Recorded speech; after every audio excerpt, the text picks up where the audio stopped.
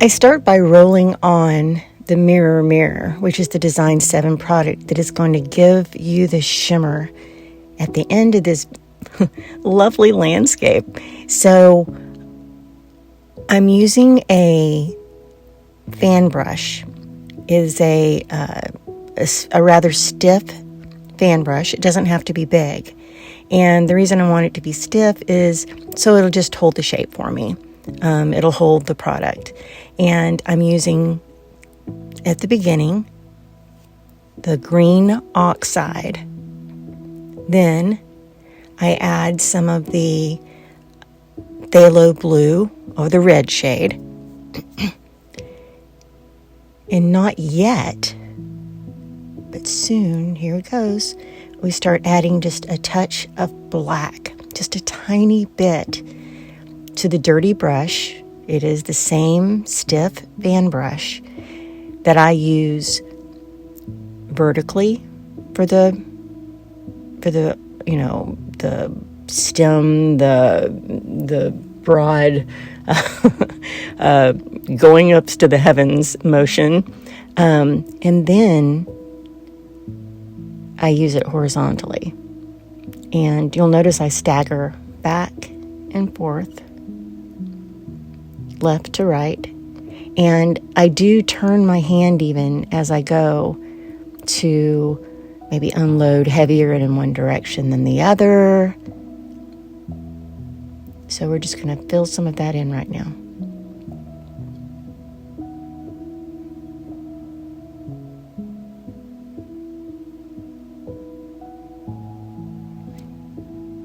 Now, I take a large, what's called a chip brush, which I wanted to make sure that anyone could get anything they needed.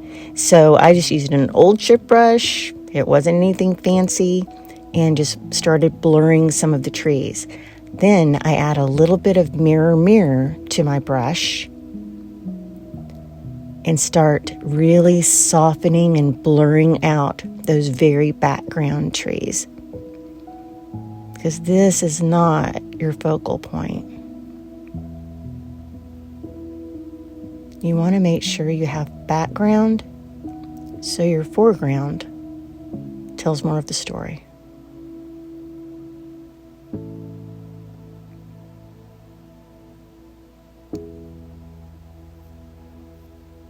Starting the next layer. If you don't have any of the mirror on there, it's not going to blend easily. So I wanted to make sure we had enough product to where all of the layer of the next trees had something to land on, ironically, to where they'd still be able to blend when we come back, because we want this layer to be soft also. I've learned many lessons by doing this video. One of the lessons is the position of the camera. I'm very sorry that, there you go, that it doesn't show my exact strokes. I will next time, but hey, free. All right, so notice I go vertical with the trunk. There you go. That's the word I was looking for. And now I go horizontal with the limbs, the leaves. I get a little bit bigger on this layer. The back layer, being farther away, is smaller. And as I go more into the foreground, as we go into the foreground, our trees are getting bigger.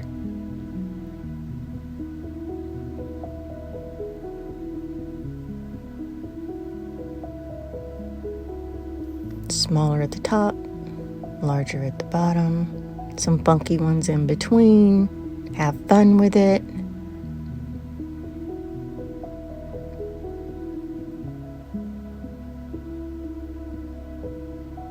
Take your time, but don't take too much time. You don't want the mirror to dry out to where it's not going to blend for you. If you need to stop for a long period of time, I would stop between the layers of the background. Like the first layer we had real foggy. Okay, you could take a break after that. Then come back and do this layer. You can take a break after you finish this layer. But not in between. Not in between while you're trying to finish a layer. So you'll notice there's more of the green oxide. Then you can see where the phthalo blue has been added to the trees. And there's no absolute here. You can do more of the phthalo blue. You can do more of the green. You can do more of the black.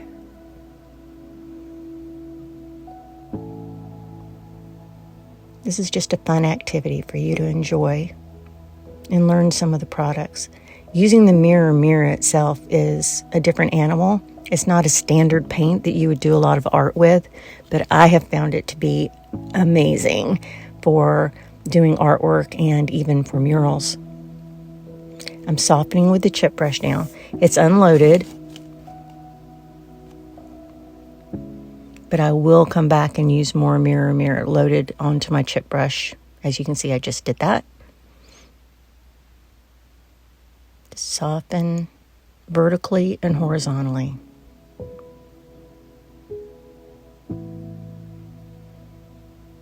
The trees are vertical and horizontal in my strokes. Also, the blurring is vertical and horizontal in my strokes. Make sure you have a rag handy, because the rag is going to help you unload your brush whenever there's too much product. This is a very, very soft touch. Do not press hard. Super soft, soft. I just loaded some more mirror back onto the brush. Not much, and a very, very soft stroke.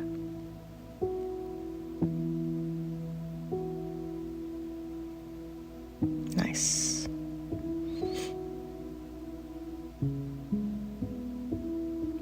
And also, you decide when you want to soft. You want to make it softer. You want to make it not so soft.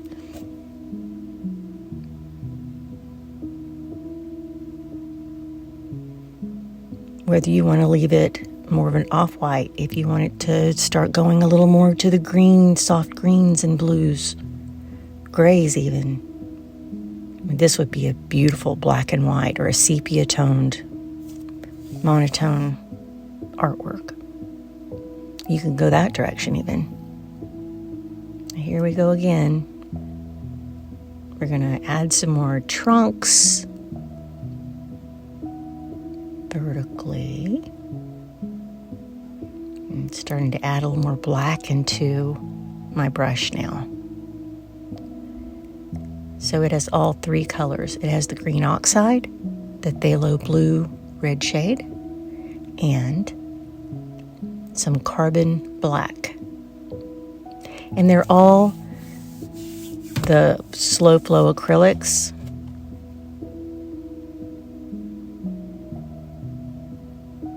Slow drying acrylics.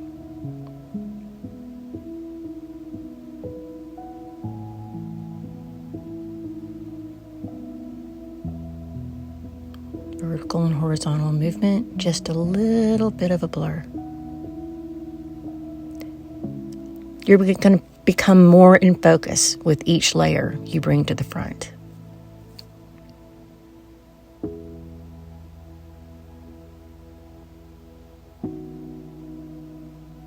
Here we go, vertical and horizontal.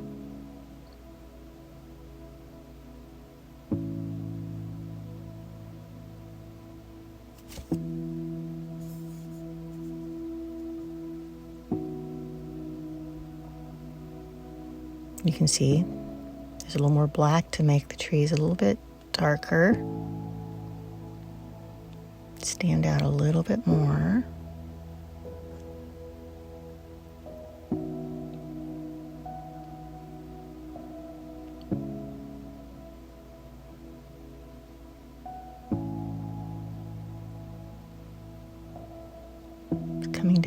on the land as we start adding some color to the ground. This is also, I'm still using a fan brush. You could use a flat brush for this. Make sure you have a rag. You always want to have water and a rag around, and you'll see why.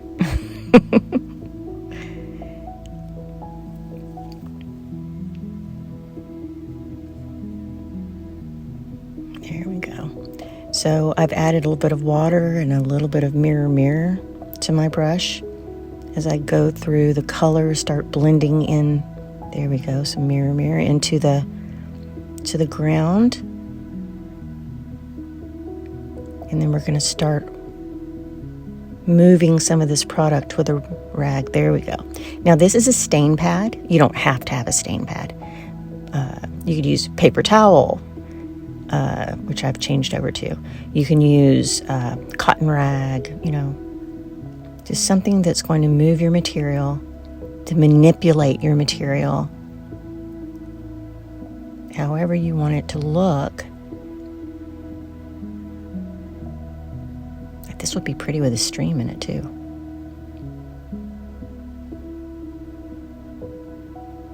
And of course, since it's art, you can imagine it to be whatever you want it to be. So I'm coming back with the fan brush with some mirror, and it drags some of the color around from your tree, and that is okay. This is a time for you to play and work with your products and learn your products.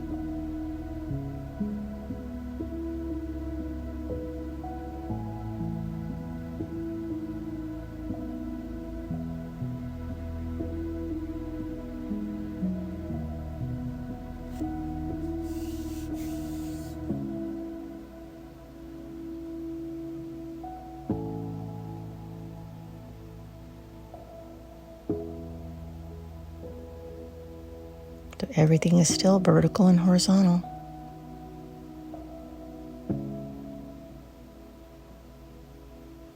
Softening and softening. I've just moved from a bigger brush to a smaller brush. That's all. Here's paper towel. You can remove some if you want to. I like to move it around.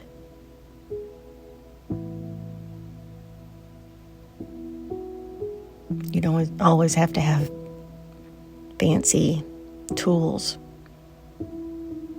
to make your art say what you want it to say.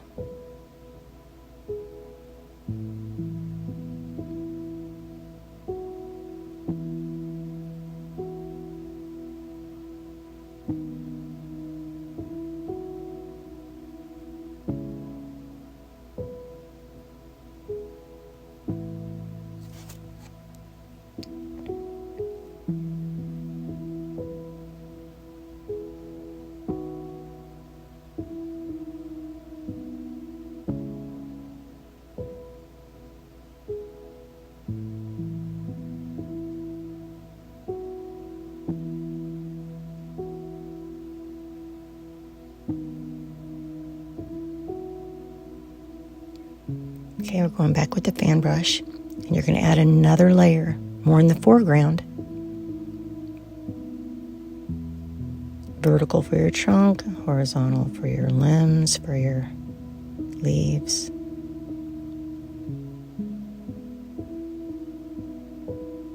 And I turn it over all the way to the edge to get little short horizontals.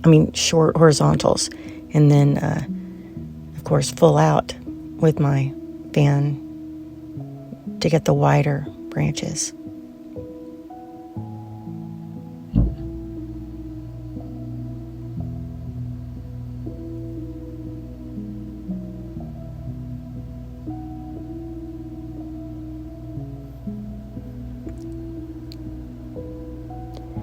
Also, what I'm doing with this layer, after I load my brush, every now and then I'm going to load into a little bit of the mirror again. And also the mirror product that's in your background is moving around with your brush as you are placing your branches. So your painting is actually going to dry differently than what you see while you're actually creating it.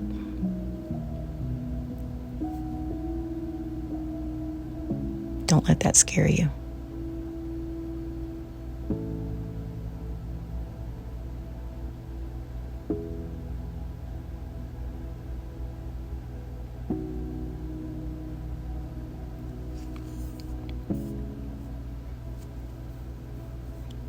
And remember, you can stop whenever you want. Your art, let it speak to you. And then it's your job to listen. Sometimes I have a hard time with that. So I've come back with a little bit of a liner to get some finer points on the tops of my trees. A liner brush is just, a finer brush. You don't really have to do that, but it's nice to have a little bit of detail here and there, a little finer detail.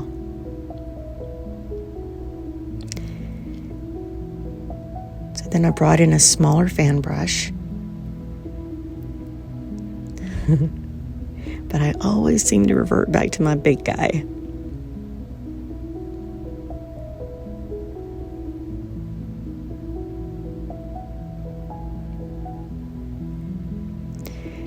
So when you look back at the painting, you see more of the green oxide in the background and a little bit of the phthalo blue, and then the little bit of the black as you start adding down and down and down further into the foreground. And also you see what a really large part your mirror played in your painting.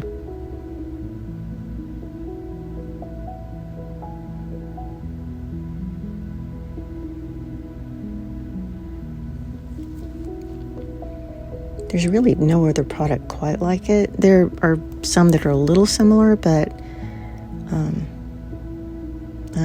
I'm really having fun with the mirror from Design 7.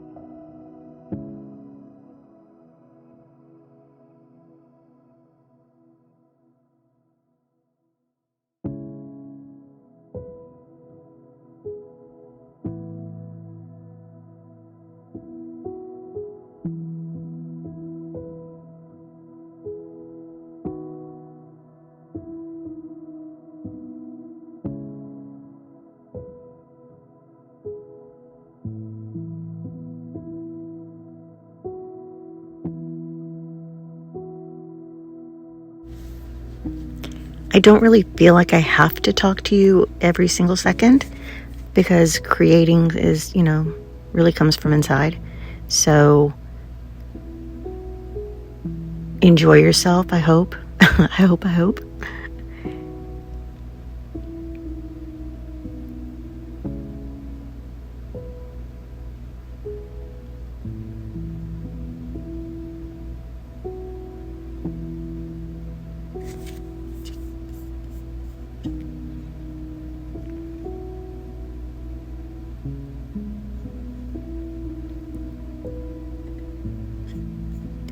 Just go back with a little bit of your mirror at the end if you need to add just a little bit of snow to the tips of your leaves. That's going to happen naturally on the bottom, but you might want to make additional light highlights with your snow and your sun. Also, you can go back and add a little bit of color here and there if you want to. Your fan brush is a great tool to make that happen. You want to add a tree here and there. You feel like there's a void. Feel like there's too much, you can take your rag and pull it off.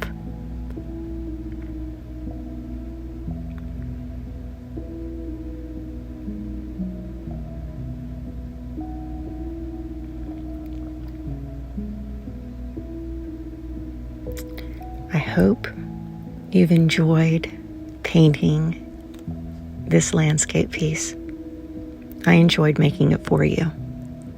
And next time, I will try better at positioning my hands to where you can see more of what I'm doing. Thank you all so much, though, for visiting with me and for painting with me.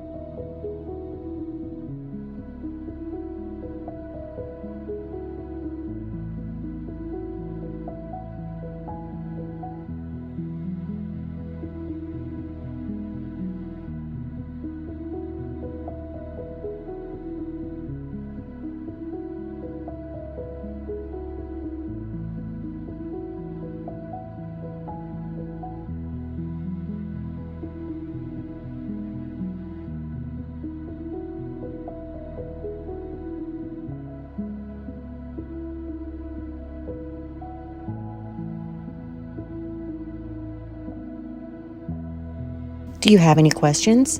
Please send me an email, cindy@crhstudios.com. Let me know what you're thinking. Let me know if you want to be informed of any future virtual classes. Also, I'd love to have you come to Houston and visit me here. Just let me know. Send me a line. And thank you so much for painting with me.